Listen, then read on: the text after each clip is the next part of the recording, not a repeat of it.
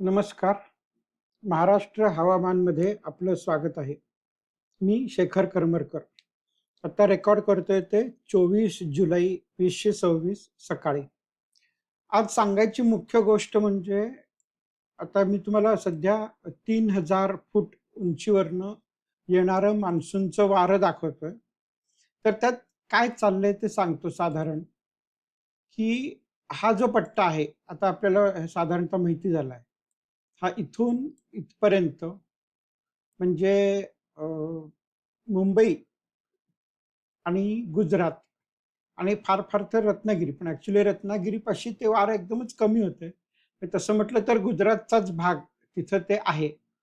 आणि त्याच्या खालचा जो पट्टा आहे, तो होतंय कसं, की हे खालनं इथून निघून हे इकडं जातंय. म्हणजे दक्षिण भारतामध्ये मान्सूनचं वारं जवळ-जवळ येतच नाहीये. आणि खालचं जे वारं आहे त्याला इथं एक भोवरा भोवरा किंवा सायक्लोन तयार झालाय. तो बराचसा भाग इकडं खाली जातोय आणि हे जे वारं अ, गुजरातच्या मेन भागामध्ये आतमध्ये येतंय म्हणजे उत्तर महाराष्ट्र आणि दक्षिण गुजरात. तर ते इथून येतंय. हे इथं असं गोल फिरतंय आणि पुन्हा इथे गुजरातमध्येच जाऊन ते गोल सायक्लोन त्याचा तयार झालाय छोटा. त्याच्यामुळे वारं खूप मोठ्या प्रमाणात इथे म्हणजे इथं ते जातंय तिथे. त्याच्यामुळे तिथे खूप मोठ्या प्रमाणात पाऊस आहे. ते आता थोड्या वेळात दाखवतो मी. पण सांगायचा मुख्य भाग असा, की हा जो पट्टा आहे म्हणजे दक्षिण महाराष्ट्राचा तिथं वारं यायचं प्रमाण कमी झालंय आणि त्याच्या खालचा जो दक्षिण भारताचा भाग आहे, तिथं वारं खूपच म्हणजे जवळ-जवळ नसल्यातच जमा आहे. त्याच्यामुळे दक्षिण भारतामध्ये खूप मोठ्या प्रमाणात दुष्काळ वाढलेला आहे. आता वारं आहे ते गुजरातकडे मोठ्या प्रमाणात गेल्यामुळे मध्य महाराष्ट्रामध्ये किंवा उत्तर महाराष्ट्रामध्ये वाऱ्याचं प्रमाण कमी झालंय आणि त्याच्यामुळे पावसाचंही प्रमाण कमी होतंय. हे मी तुम्हाला दाखवतो. तर मेन आजची गोष्ट सांगायची म्हणजे आता पाऊस मागचे आठवडाभर किंवा 5-7 दिवस जो काही पडत होता, त्याचं प्रमाण आता कमी-कमी होताना दिसतंय आणि विशेषतः दक्षिणेकडे आणि दक्षिण महाराष्ट्रामध्ये कोरडेपणा वाढत जाणार आहे. आता पुढच्या 5 दिवसाचा जर पाऊस बघितला आपण, तर मगाशी जसं मी तुम्हाला वारे काढून दाखवलं, त्याच्या प्रभावामुळे गुजरातच्या या भागात खूप मोठ्या प्रमाणात पाऊस अपेक्षित आहे. आणि इथं मात्र आता त्याचं प्रमाण कमी झालंय. म्हणजे इथं पाऊस आहे, परंतु सुरत, मुंबई पट्ट्यामध्ये त्याचा जोर आता कमी होईल. त्याच्यामुळे तिकडं अहमदाबादमध्ये पूर आलेत ह्या वरच्या पट्ट्यामध्ये. परंतु सुरत, मुंबई आणि रत्नागिरीपर्यंत पूर फारसे येणार नाहीत. कारण त्याचं पावसाचं प्रमाण आता कमी-कमी होत चाललेलं आहे. नंतर आपण दक्षिण भारत जर बघितला पावसासाठी येत्या 5 दिवसात, हे का दाखवतो मी? कारण महाराष्ट्राचा जो अर्धा भाग आहे, तो आणि हा दक्षिण भारत ह्याच्यामध्ये साधारणतः जे काही चाललंय ते एकत्रच चाललेलं आहे. त्याच्यामुळे हा जो पट्टा आहे, आता हा पट्टा वाढत चाललाय ॲक्चुअली.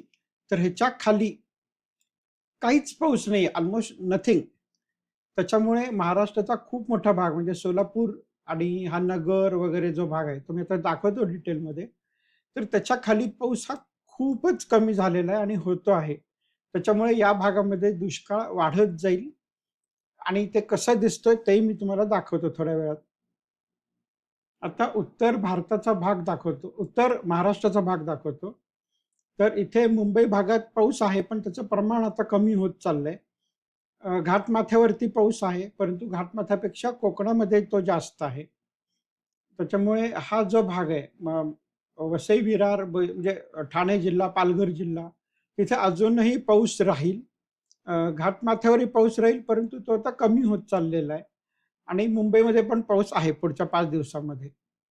नंतर नाशिक भागामध्ये आहे. मी नाशिक भागापासून जर आपण बघितलं, तर तो हा साधारणतः पट्टा जो आपण मागचे 2-3 दिवस बघतो आहे.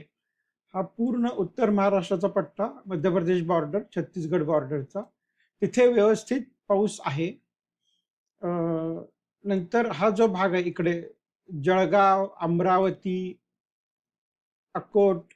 धुळे जिल्ह्याचा भाग, नंदुरबार जिल्ह्याचा भाग, इथेही व्यवस्थित पाऊस आहे. खामगाव, अकोला, वर्धा, अमरावती, नागपूर, नंतर बुलढाणा, इकडे इकडे तर जास्त पाऊस आहे ऍक्च्युली गोंदिया भागामध्ये. नंतर गडचिरोली भागामध्ये इकडे व्यवस्थित पाऊस आहे. तर हा जो पट्टा तयार झालाय तिथं पाऊस आहे, परंतु मागचे 2, 3, 4 दिवस जो काही पाऊस पडला त्याच्यापेक्षा आता तो कमी आलेला आहे. नंतर हा जो मधला पट्टा आहे त्याच्या ह्या दोन पट्ट्याच्या मध्ये त्याचं तिथं जरा कमी आहे, परंतु हाही भाग चांगला आहे. यवतमाळ, करंजा, लाड, वाशिम, पुसद आणि मग इकडे बॉर्डर पर्यंत हाही भागामध्ये व्यवस्थित पाऊस आहे. नंतर जो आपण भाग बघतोय मधला, म्हणजे चाळीसगाव, चिखली, म्हणजे हा हा पट्टा इथला, इथे थोडा पाऊस कमी आहे. धुळे जिल्हा इथे थोडा कमी आहे, पण आहे अजूनही आहे काही प्रमाणात.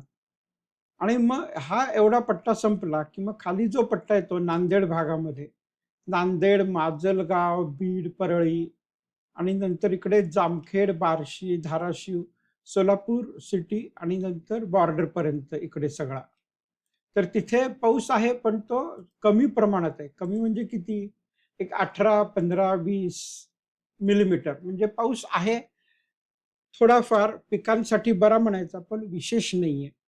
आणि मग बाकीचा जो भाग आहे, तर म्हणजे पंढरपूर, अकलूज, बारामती, मायणी, मायणी म्हणजे सातारा जिल्ह्याचा भाग, जत, सांगली जिल्ह्याचा भाग, इथे मात्र खूपच कमी पाऊस आहे, जे जवळजवळ नसल्यातच जमा आहे. तिथे 1.5-2 मिलीमीटर, म्हणजे त्याला काही अर्थ नाही, म्हणजे ते जमीन भिजली असं वाटत पण नाही त्याच्यामध्ये. त्याच्यामुळे अ, येत्या 5 दिवसामध्ये एकंदरीत सांगायचं म्हणजे पावसाचं प्रमाण सगळीकडेच कमी होत चाललंय. म्हणजे उत्तर महाराष्ट्रात वगैरे आपण 150 मिलीमीटर बघितला होता, तो आता 50 वर आलाय. नंतर खाली त्याच्यामधला जो पट्टा आहे तिथं तो 30-40 वर आलाय. आणि त्याच्याहून खालचा जो पट्टा आहे तो 15-20 किंवा कधी कधी अगदी 5 वगैरे. म्हणजे पावसाचं प्रमाण कमी होत चाललंय, कारण अ, आपण जे बघितलं सोमवारपासून येणारं वारं आहे, त्याची तीव्रता म्हणजे त्याचा जोर कमी होत जाणार आहे येत्या 5 दिवसामध्ये. आता दुष्काळी प्रदेश किती आहे ते दाखवतो. हा जो खालचा दक्षिण भारताचा भाग आहे, त्याच्यामध्ये प्रचंड दुष्काळ पडलेला आहे. म्हणजे काही काही ठिकाणी तर आता हे वाढलाय, म्हणजे हा आता मी आजची परिस्थिती दाखवतोय. हा वाढलेला आहे.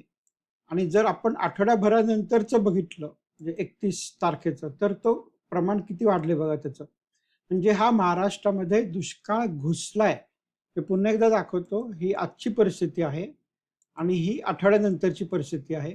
दक्षिणेतल्या दुष्काळाची तीव्रता वाढते आहे आणि महाराष्ट्रामध्ये तो घुसलेला आहे.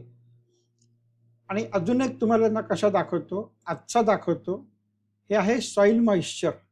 सॉइल मॉइश्चर म्हणजे जमिनीमध्ये ओलावा किती आहे. आता आपण काही काही ठिकाणी मोजून दाखवतो मी तुम्हाला. कर्नाटकमध्ये बघितलं तर 2% म्हणजे सॉइल, माती पूर्णपणे कोरडी आहे, म्हणजे पिकांना तिथं काही ओलावाच नाहीये. परंतु जसजसं आपण महाराष्ट्रात येतो, तसतसं सोलापूर भागामध्ये 40% म्हणजे अ, जमीन ही फक्त 40% ओलावा आहे, 60% कोरडी आहे. वरच्या 40 सेंटीमीटर म्हणजे साधारणतः 1.5 फुटामध्ये. आणि जास्तीत जास्त आपली जी पिकं असतात, म्हणजे तर सोयाबीन असेल, मका असेल, कापूस असेल, ही सगळी पिकांची जी मुळं असतात ती वरच्या 1.5 फुटातच असतात. त्याच्यामुळे हा नकाशा फार महत्वाचा आहे पिकांसाठी, की अर्धा भाग म्हणजे जमिनीमध्ये अर्धा ओलावा गायब आहे. त्याच्यामुळे हा भाग दुष्काळी आहे, होत चाललाय. म्हणजे जे तुम्हाला पांढरं-पांढरं दिसतंय साधारणतः इथे, तिथं सुद्धा 80-85% आहे. म्हणजे थोडी कोरडी आहे सॉईल. परंतु आपण सोलापूर भागात किंवा इकडे सातारा भागात बघितलं, तर तिथे अर्धं फक्त ओल शिल्लक आहे. आणि जर आपण फक्त आठवड्यानंतरची ओल बघितली, तर किती मोठ्या प्रमाणात वाढली बघा. म्हणजे सॉईल म्हणजे माती कोरडं पडायचा जो भाग आहे, तो जवळ-जवळ मालेगावला टेकला इथे. म्हणजे असा आतमध्ये तो घुसलाय पूर्ण दुष्काळ. आणि मग खाली बघितलं तर 20-25% म्हणजे सोलापूर हा कोरडा होत चाललेला आहे. नंतर इथे मराठवाड्याचा बराच भाग आहे. त्याच्यामध्ये लातूर आहे, बीड आहे, धाराशिव आहे. नंतर इकडे म्हणजे माजलगाव, परळी, उदगीर. आता त्याच्यानंतरचा जो भाग आहे म्हणजे इकडे तुम्हाला असं पांढरं-पांढरं दिसत असेल, तर हे काय आहे, तर इथे सध्या पाणी आहे जमिनीत, परंतु ते आता कमी दिसायला लागलंय. म्हणजे जर पाऊस पडला नाही, आता ह्याच्या पुढचं मला सांगता येत नाही लगेच, कारण आता दिसतं ते साधारण आठवड्याभराचं. ह्याच्यानंतर जर पाऊस पडला नाही, तर हा जो पांढरा-पांढरा दिसणारा भाग आहे, तो गडद होत जाईल, तो चॉकलेटी होत जाईल, तो काळा होत जाईल. म्हणजे ह्याच्या जमिनीमधल्या पावसाचं प्रमाण कमी होत जाईल. आणि जर महाराष्ट्राचा एकंदरीत भाग बघितला आपण, तर बराच भाग हा पांढरा-पांढरा दिसतोय.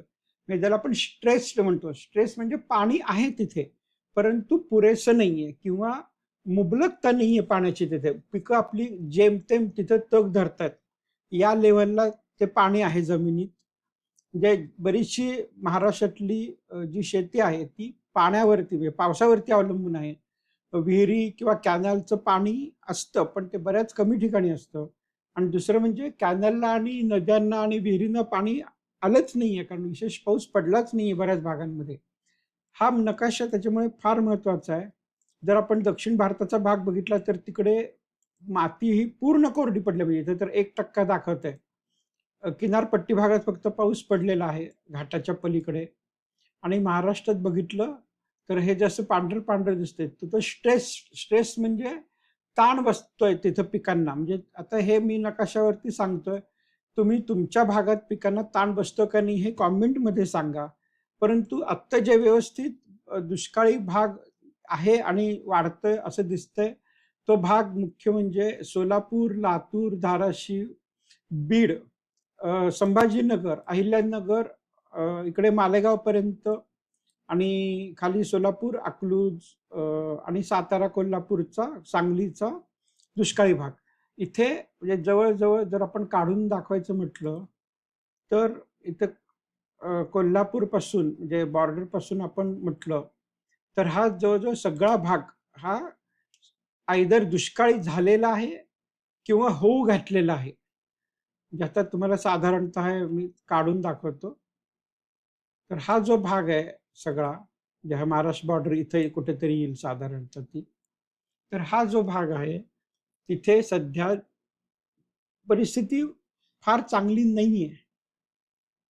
आणि बाकीचा जर महाराष्ट्राचा भाग बघितला आपण, तर तिथे सुद्धा पिकांना ताण बसतो आहे. आता हे कुणी तुम्हाला दाखवत नाही, सांगत नाही. फक्त इथे एवढा पाऊस पडेल, तिथे तेवढा पाऊस पडेल असं म्हणून भागत नाही. कारण पाऊस मागच्या आठवड्यात पडलाय हे आपण बरोबर आहे. परंतु पिकांसाठी, विहिरींसाठी, नद्यांसाठी, धरणांसाठी तो पुरेसा नाहीये. तो खूप डेफिसिटमध्ये आहे अजून. त्याच्यामुळे हे सांगणं हे माझं काम आहे. तुमच्याकडे काय परिस्थिती आहे तुम्ही अवश्य कळवा. जसजशी परिस्थिती बदलेल मी सांगत जाईन आणि आता आपण पुन्हा उद्या भेटूया. तोवर नमस्कार.